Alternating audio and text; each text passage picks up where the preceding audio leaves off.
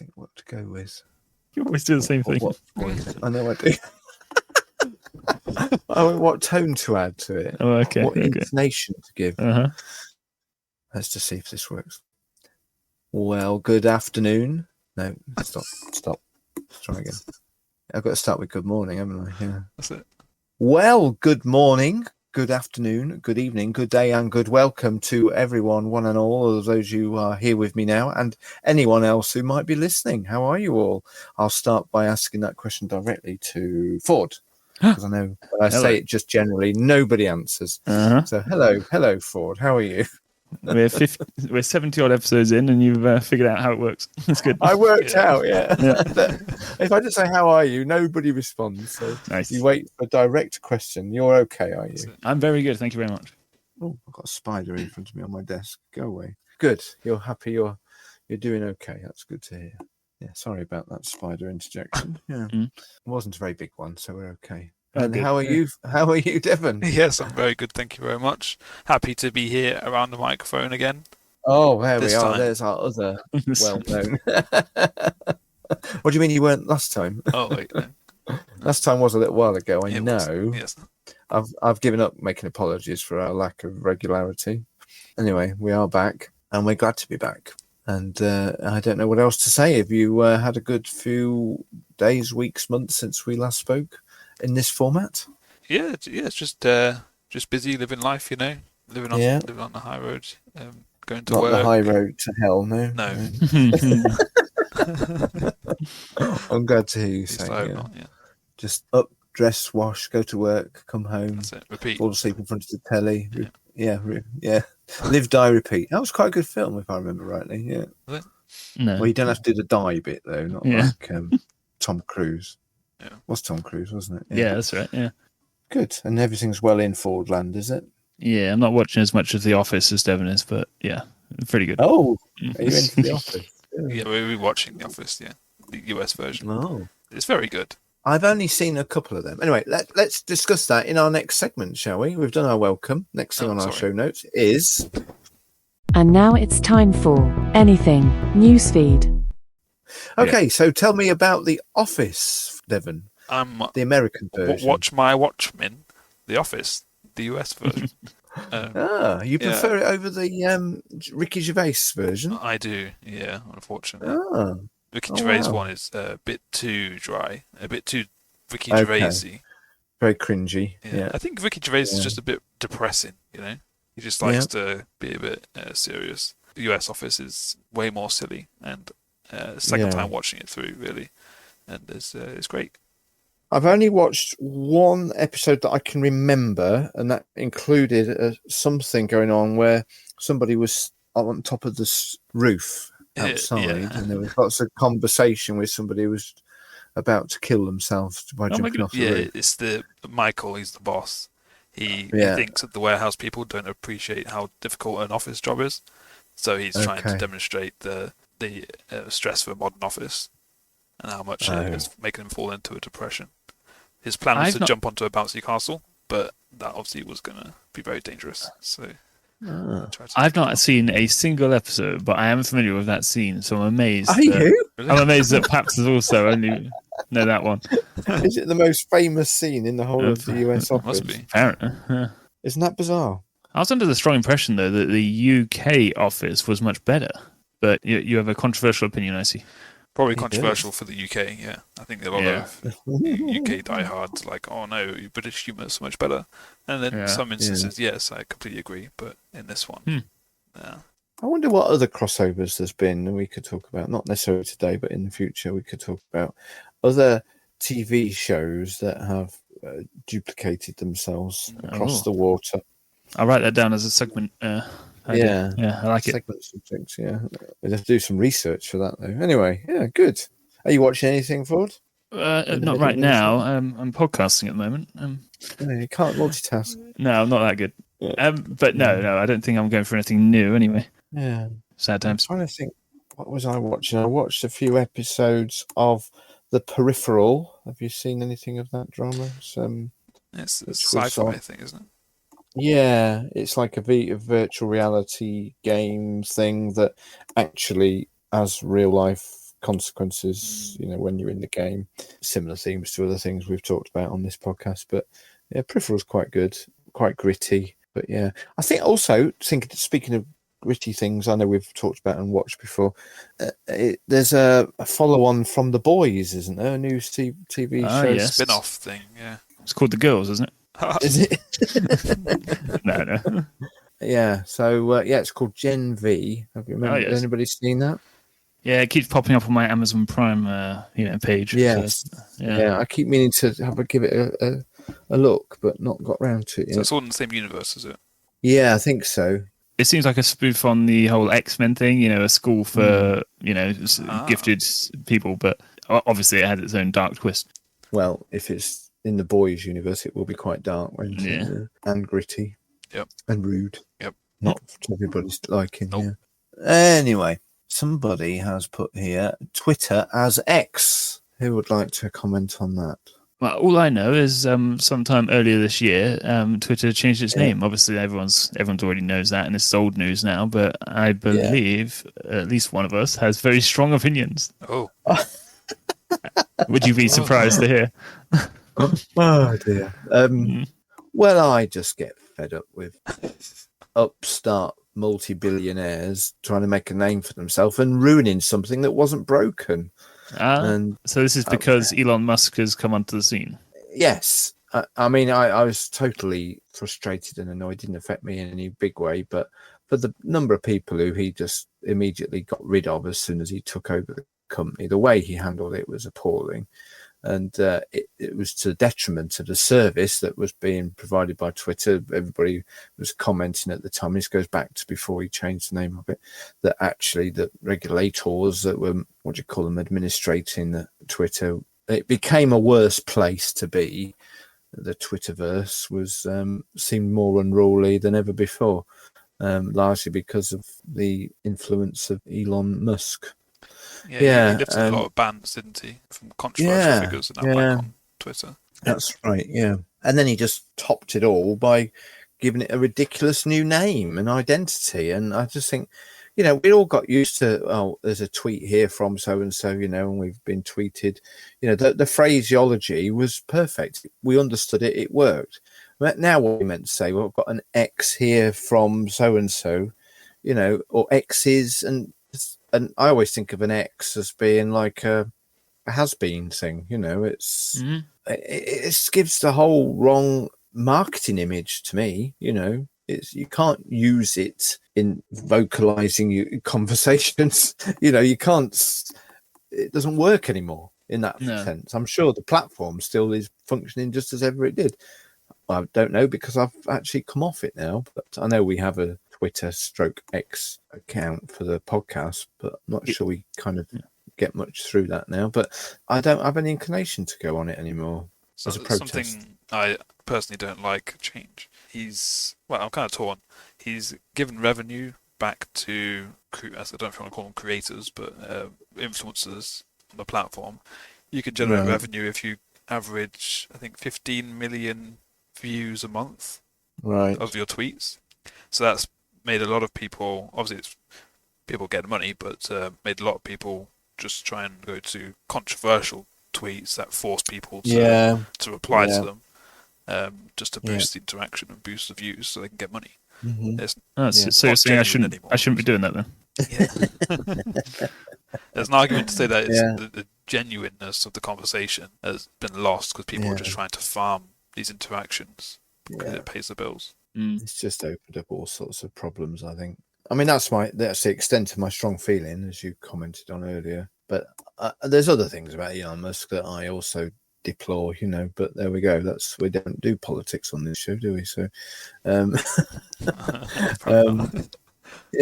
we try to avoid it. I just wish he'd shut up and go away, as some British politician once said. But given that he lifted the bans for, I don't know, quite a lot of people, isn't that a good thing? People shouldn't be banned, surely, from being able to express their opinion? Why were they banned? If they were banned for bad reason, for doing wrong, which largely the famous ones were exploiting others and criminal activities, maybe, then they should remain banned, shouldn't they? But it's just a platform in which they can talk to the world. Are we saying that people we don't like can't talk to us? Like we have to shut down everyone from saying anything? They get into the free speech thing, don't they? Yeah, I mean, we had this thing last episode, didn't we? Yeah, we did. Yeah, I think we've been down this avenue. Yeah, we've had these conversations before. I think. Yeah, and I think we had different opinions then, didn't we? Yeah, but that's fair enough. Surely, my problem is, of course, your mainstream media are so highly regulated, and that brings with it a certain degree of trustworthiness, and also can bring with it people's agendas are pre-written in some regard. I know, but at least I feel that you can trust more what people say on the mainstream media, because the consequences for either embellishing the truth or downright lying are far greater. You know, Ofcom and other organisations that have regulation over these outlets have teeth. They can do things, but with Twitter and with other social media platforms which are highly unregulated, there's a lot more anything goes. Anybody can say whatever they want, and then many believe it, don't they? Unfortunately, and so you want to police the speech. Oh, well, police speech is already policed, isn't it? To some extent, at the moment, in this country. I think there's responsibility, isn't there? I mean, it's always been the case. You know, if you wrote something in a book or in a newspaper, you know, on a when a printing press first started, there'd have been people, I'm sure, who would monitor and control the writings that were published. So, but you're not going to get, I don't know, arrested, like police arrested for saying something that's not true. You could be sued for libel. You're saying that people should get banned off Twitter if you say something that's not true. Well, there is slander laws, aren't there, and libel. But does that applies to newspapers? But does it apply to social media platforms? Probably not. Yeah. And not everything that is not true would be slander or libel. No, I'm not suggesting it is, but surely there should be some levelling of that playing field, shouldn't there? That so you're allowed to say whatever you want in one format, not in another. Mm. It all started because of Elon Musk, didn't it? Yeah, Elon. Fair enough. Yeah, I think we have to have guardrails around society. You know, if we're going to have a functioning society, we have to have rules, don't we? Yes. There I guess the discussion is how far do the rules go? Yeah. And I'm all for freedom to express different opinions, but within the confines of what is, if it's true or if it's harmful to others, you know. Yep. Or if you preface something by saying this is my opinion, then that's another matter, isn't it? But if you're stating things as fact when they're clearly not, then that's also problematic for me, because people will believe it without looking further into it. Just a thought. Cool. Is that enough of our news feed for today? I think so. Yeah, the long one, that one. And now it's time for Devon's Chosen Subject. Well, this is exciting because as the host today, we are about to introduce our next feature segment, which is going to be led by Devon, and neither Ford or I have got a slightest clue what he's about to say. So we, just like you, dear listeners or listener, are in for a treat, I hope. Well, they'll know because it's in the title, so that they know more than we do at this point. They do, actually, yes. Yeah. Wow. Good point, yeah. Mm. It's like time travel, isn't it? Yeah. Yeah. It's like our listeners are in the future and they know more than us. It's very clever. Yeah, just like that. Yep. Anyway, okay, good. Here we go. Okay, so it's funny that we had the conversation just now that we did, because today I actually wanted to talk to you guys about social media. Oh, no. Oh, no. Really? Yeah. So that would make all that conversation we've just had to the dear listener who knows the title, as we've already commented on, be like shouting at his smart speaker or his mobile phone going, but you're... Yeah, whatever. Anyway, carry on. Or you could just see it as it's all tying in nicely into one lovely compact episode with a proper theme. Yeah. Does that mean after this episode we never need to talk about it ever again? Yes. Because this is a definitive media episode. I'm hoping not to go for a lot of what we've talked about before that we touched on just now. So I'm just going to read through some stuff and I'm going to ask you some questions. And as a listener, please comment your answers down below as well, or let us know. Yeah, we'll just work through, shall we? It's a little adventure. Let's give it a go. About social media. Try our best. Yeah. So I want to start at the beginning. Definition and history. Oh, what is social media? Was that the question? Yeah. If I was asked you guys to define it now, what would you say social in like a sentence? What is social media? Because I thought about this and I was like, it's quite complicated to define. It is. Who's going to go first? Do you want me to, or do you want to go forward? I've got nothing. I don't know. Well, I don't think the phrase came into common usage until probably after. I wouldn't even say it did with MySpace. MySpace was the big first platform, wasn't it? Or the first big platform, sorry, I better say. And then Facebook came fairly soon after, and it just overtook and wiped out MySpace completely. But before those two, I don't think we knew the phrase social media. It wasn't a thing at all. So it's got to be, I guess it's an electronic means of communicating with other people. Yeah, I was just thinking something like that. So, like somewhere the masses can interact with each other via technology. Or something Perfect. like that. That's a great definition. I think you really hit it on the head, to be honest. Oh my goodness! Wow. Cambridge Dictionary says websites and computer programs that allow people to communicate and share information on the internet using a computer or mobile phone. So you got the technology, you got the other people's. Yeah, that's what I get for googling it. Exactly. No, I'm joking. The first social network was in 1997. It had Bolt and 6 Degrees. Have you heard of those? No. Me neither. Bolt was not 6 degrees. 6 Degrees. You heard of Bolt? I think I may. Yeah, Bolt. Bolt. Yeah. No, I haven't. I thought you said Alt. ALT. Which I thought I had heard of. Anyway. Bolt was designed as a platform 15 to 20-year-olds to use email, voicemail, voice chat, message boards, and instant messaging. 6 Degrees was created to help people connect with others they didn't know yet. So we had two different aspects of it, trying to connect with new people and then also trying to connect with people that you already know. Yes, what? So are we talking about some sort of browser, or is this some sort of... Yeah, these are websites. A website? Oh, okay, a website, right. Yeah. Gotcha. Back in 1997. Prior to that, I remember there being like forums and chat boards, chat rooms. I'm sure that was prior to 97. It might have been around then. Yeah. I'm trying to think when we first went online in our house.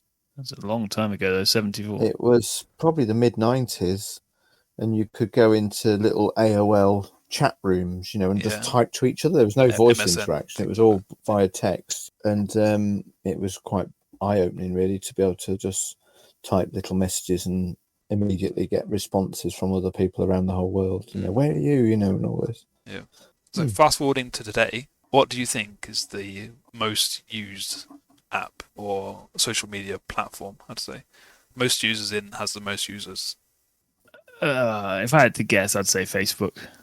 I might have said Facebook. Oh, are we counting maybe YouTube? Oh.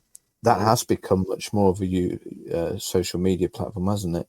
But I also might suggest WhatsApp as well, because the number of people who are using WhatsApp these days is virtually everybody, I think. I feel like you guys are Googling, or I'm sharing my screen or something. So we have Facebook as number 1 with 3.03 billion. They've got YouTube with number 2. Hang on, so that's like half the population of the planet. It is. I thought there's only about 6 billion, isn't there? Well, I thought it was warming up to 7. It's 7 billion, I think, at the moment. So we've got YouTube and WhatsApp in joint for 2.7 billion. Wow. Then we've got Instagram at 2.5, WeChat, which I've never heard of before, at 1.7, and then TikTok at 1.7. And all the way down in 15th place is your beloved Twitter, X. Oh, really? With 450 million. Yeah. So I always thought Twitter was a lot more popular, but... I did. Perhaps it did used to be. Yeah. Until he came along. But it doesn't even compare with Facebook's 3 billion. It doesn't. It's 450 million. It astounds me that a third of the population of the planet are on Instagram. Yeah. I've never even looked at Instagram. Yeah. It's amazing that many people are using it. Well, what is your favourite social media platform? Oh, well. Most probably YouTube. I feel a bit weird characterizing that as a social media platform, but yeah, I use it constantly. I think it is because nowadays people are using it as live streaming and talking to people in their little what do you call them, the sidebar box with the the live interactions, live chats going on. And there's a guy I watch who restores old cars and sells them. Every Friday night you can go on about 9 o'clock UK time and watch him in his kitchen cooking some food and chatting about cars. Wow. And he'll have his laptop next to him and he'll be responding to questions that people are asking him while he's frying his sausages, and it's quite fun. So that's definitely using YouTube as a social media, isn't it? Well, there isn't an instant messaging system really. Obviously you've got that live chat, but you have to be live with someone else to be able to utilize it. You can I can't comment on videos. Yeah, but I can't just forward a direct message. You could make a short YouTube video and send it to me, and then I could comment on that YouTube video. That's true. If you wanted to. Is that instant messaging? I don't know. It does take a while to upload, I have to say. Yeah. Oh dear. So I think the Oasis from Ready Player One's my favorite. Oh yeah. Oh yeah, that's pretty good social media platform. Yeah. That's true. Interesting. Yeah. Dad, did you give an answer? What's your favourite one? Well, I think that's where I spend most of my time is probably on YouTube. Yeah. I've probably subscribed to about 50 favourite YouTubers, and each night before going to bed, usually just have a quick look through and see if anybody's. But for me, that's a lot more than anything. I don't use Facebook anymore. I've just come off Twitter, so other than WhatsApp, I do use that. Not constantly, but all my interactions with the people. I love the fact that groups can be formed. We've got a nice little family group, haven't we? Yep. And we can chat through that, and everybody you're sharing your messages to a broader but selective group of people. It's very useful. But I don't use WhatsApp in any kind of other way other than to text chat. I know you can send pictures and videos and memes and things, but memes. What about you, Dom? I'm torn as well. I've got the three that I probably use most: YouTube, Twitter. I'm still going to call it Twitter. I don't really care. Yep. And Facebook. I use YouTube as just when I'm going to sleep or if I'm watching a tutorial or something like that. Just got that playing in the background. I use Twitter to keep up to date on all the things I'm interested in, like Counter-Strike or the news or whatever it is. And I use Facebook for shopping. Oh, okay.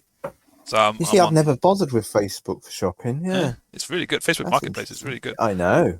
My wife has sold things on there. Yeah, I'm in these MX5 groups where they're breaking down cars and they're selling bits of their cars. I'm always having a look to find something that's applicable to me.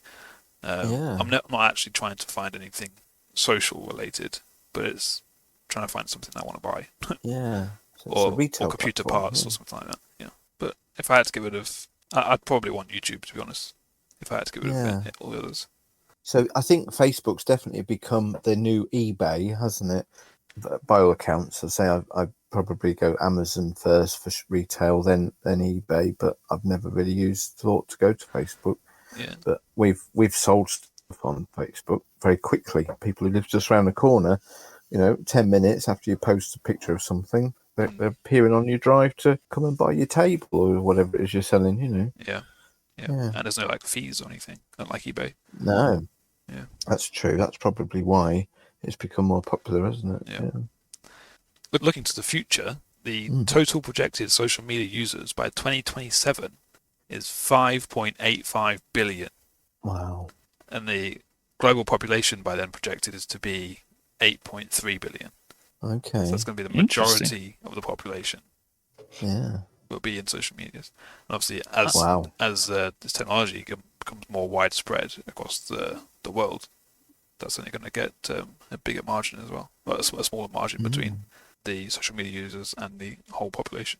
I was under the impression that people were saying the population was going to stall out soon. I've heard that as well. But maybe that's controversial. Yes, I think there is. I think some of the big players of the populations are slowing down or going backwards. But I think that's a controversial thing at the moment. How many social media accounts do you have? Oh. Oh my days. Well, across all the platforms. Yeah. Yikes. Now, if I was counting these, I got my Facebook, my Twitter, my Discord, my Facebook Messenger, technically is a separate one, Yeah. my YouTube, my Twitch, my Steam, and emails, I suppose. Oh boy. I've got so many email accounts, it's crazy. 8 or 9, something like Does my work platform count? that. I don't think so. Oh, then I've also I technically have an Instagram and a Snapchat. What, for your work? No, not for Oh, work, okay. unfortunately. Snapchat. I'm trying to think now. I'm just going to open up my spreadsheet that encrypts the list of all my logins and see if I can see. There'll be a lot on there I don't use, but the only other one I'll add into the fray is my Letterbox, which is a social media platform for movie fans. Oh, yes. That mention reminds me that I have Goodreads. I have a Goodreads account. Oh, is that for like book fans? Yeah, book fans. Yeah. Yeah. I can't see anything else that we haven't already mentioned. Yeah, so for me, about 8. Ooh. There's probably a lot more that I've forgotten about. The UK average, which is why I'm asking, comparing you against the UK average, is 6.9. Oh, what? Yeah. But I'm not even on, I don't know, I am on Instagram. Yeah. I was going to say, what's the annoying one? TikTok. Yeah, I'm not on TikTok. Yeah. Yeah. The annoying one. But you are fairly young, you know. Oh, I suppose so. If you Yeah, the compare average. against like 80-year-olds, how many are they going to have? Yeah, so I've got like those guys. How many have you got, Dad? I'm just still looking. Ish. I think I've got less than the average by the looks of it. Really? Mm-hmm. Because you got rid of your Facebook and your Twitter. I've still got Facebook, and I'll occasionally go on it. It depends, because you do get pop-ups. I think somebody's written something, and it'll tell me, a little glimpse, and I do occasionally pop on it. But I don't tend to use it. I don't know when my last post on Facebook was. Yeah. Let me think. Facebook, Letterboxd, WhatsApp, do a bit on Messenger, but not a lot. Oh, it said YouTube as well. Is that 4? Yeah. It's not bad. Well, not brilliant. Well, it depends how you want to look at it. Yeah. The whole reason for this conversation, I shall not get to. Oh, here it comes. Yeah. I read a study about the effects of social media. Oh. The study looked into people who have deactivated Facebook, and they measured their online and offline activity, their factual news knowledge and political polarization, their subjective well-being, and their post-experiment Facebook use. What findings do you think they had regarding subjective well-being? It's got to be better, surely. Yeah, I think they'll be happier. They'll be less paranoid. They'll be less subject to what's the word I'm thinking of? Rage. Yeah. What do you call it? They'll be less subject to conspiracy theories. Yeah. And I think they'll probably communicate more with real people. Pick up the telephone. Well, I don't know about that. That's a step too far. That's my guess anyway. So why do you think that their subjective well-being would be better without Facebook? When you Because say they won't be I'm sorry. comparing themselves with other people all the time. When you say subjective, what do you mean? Opposed to objective? Do you mean So their subjective Are they well-being rating that themselves? This is the wording they use for the study. There's basically a lot of different scales that are used. So there's a happiness variable, there's a life satisfaction variable, there's a loneliness variable, and then there's depressed, anxious, absorbed, and bored. So there's these lots of different scales that have been created before, years and years ago, that to help measure someone's personal situation in those aspects, to create a subjective well-being measurement for this study. So by subjective well-being, you mean like an accumulation of all those factors, as exactly, it were? Yeah. Okay, getcha. So why do you think that it would be better for someone's subjective well-being to not have Facebook? This is a little tricky for me because I'm a bit antisocial as it is, but social media is obviously branded on the fact that they're trying to connect you with people and stuff like that, and it's not a real relationship you're getting with I don't know, anyone. Maybe if you've got your best friends or something on a group chat and you're just chatting jives and stuff like that, but that's not really deep and meaningful. So I think the further you are away from those kind of things, hopefully the closer you get to actual people, in theory. Yeah. But also all the stuff Pat said. I mean, I've often quipped that it's more accurately referred to as anti-social media, which I guess in summary is my train of thought, really, that it just antagonises people or gives them a low self-esteem because they compare themselves with others who are probably just pretending when they post their selfies and other such nonsense, really. But anyway, I sound like a very old man, don't I? So would you not class things like posting and commenting on people's posts and going live on video and all this kind of thing, and WhatsApping each other? Would you not class that as social interaction?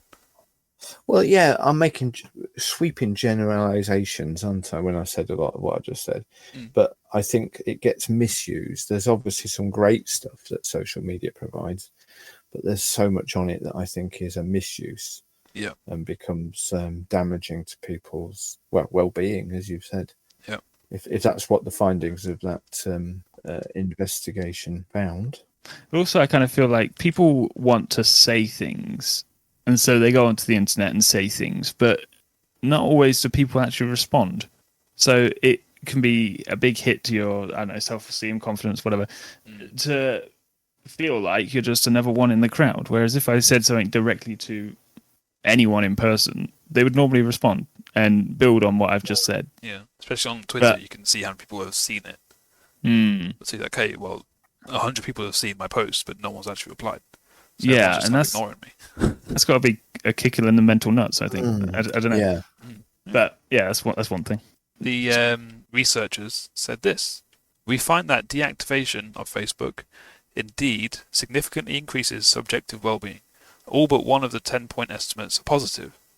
The magnitudes are relatively small overall, with the largest and most significant effects on life satisfaction, anxiety, depression, and happiness.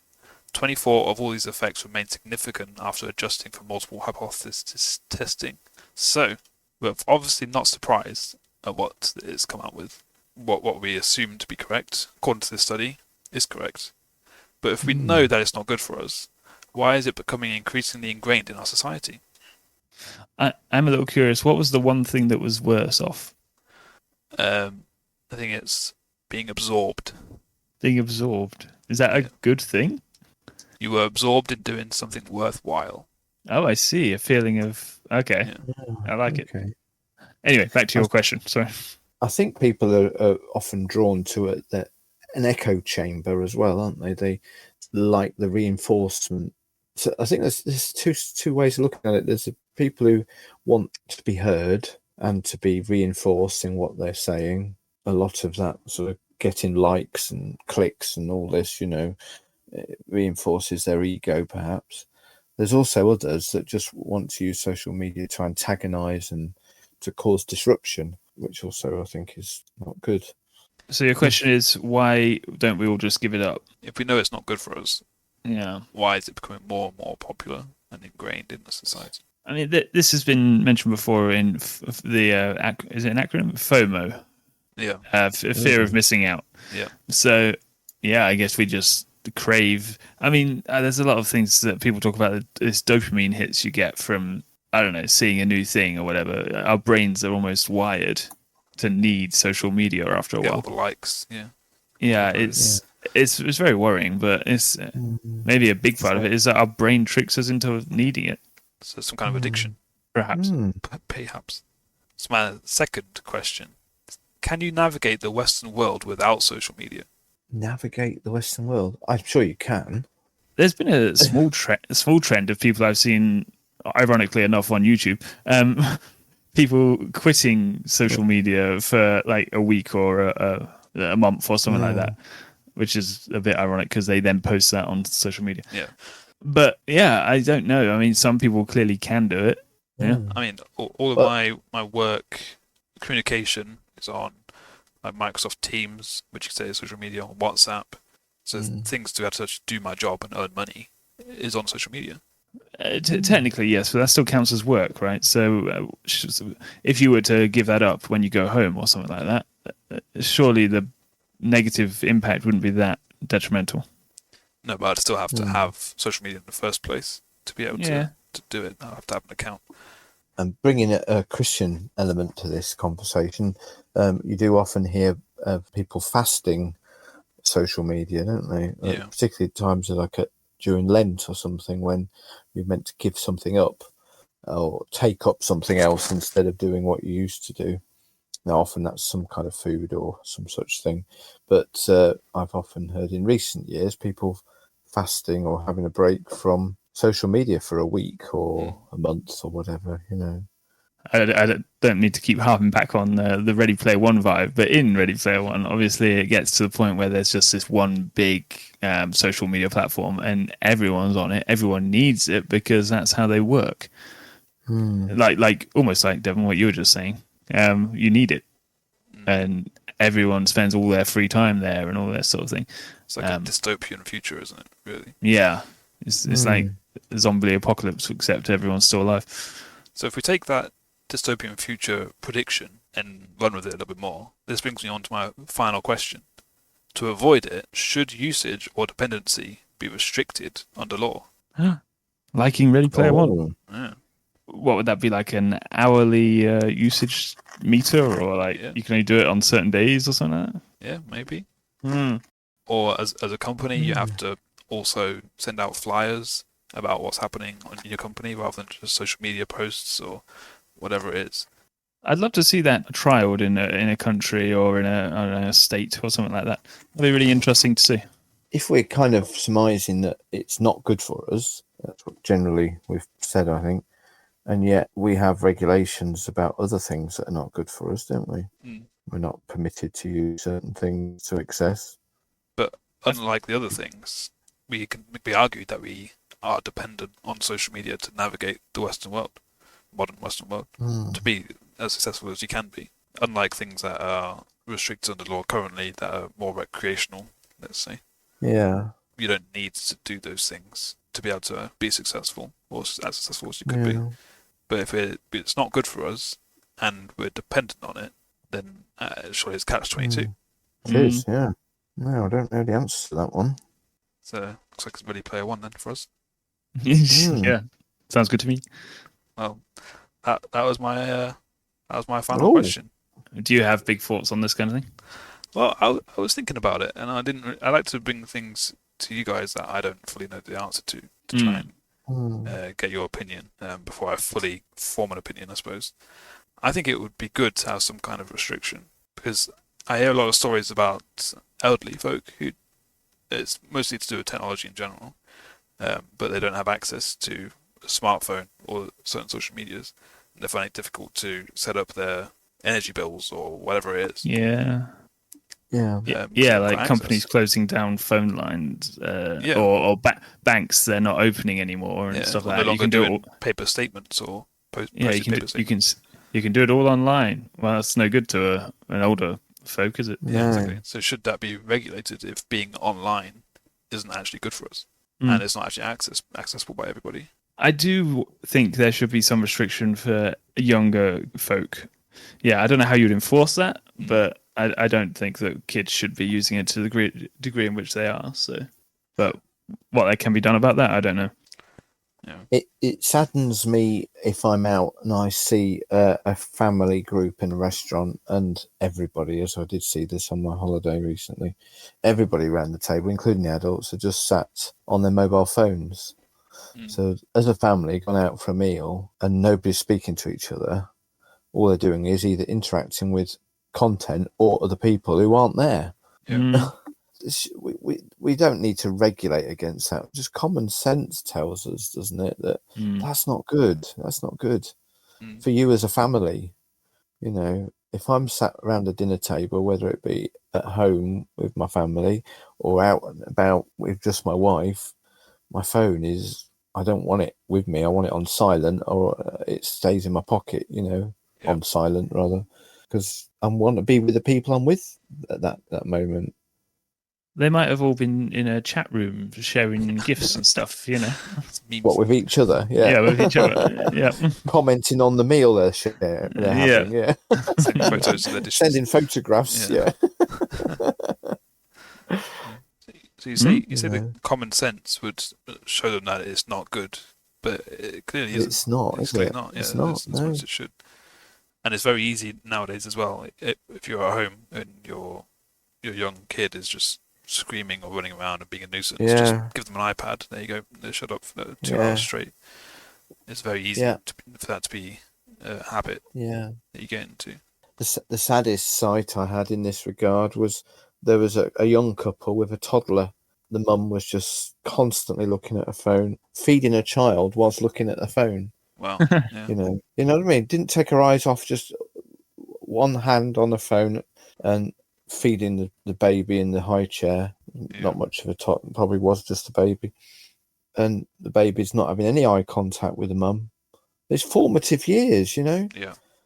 It's just so sad. And it was like that every meal that we were there when they were nearby us, So would you agree with Ford that there should be some kind of restrictions for the younger people, or when young people are involved in the situation? I think so, because another thing I saw only today was a teenage young girl, nearly got run over because she was on her phone whilst crossing the road, and the car came round the corner. She had no idea it was there.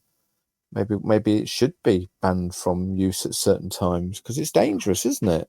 Oh, I see. I thought you were suggesting that we instate a rule where you can just run over anyone who's on the phone.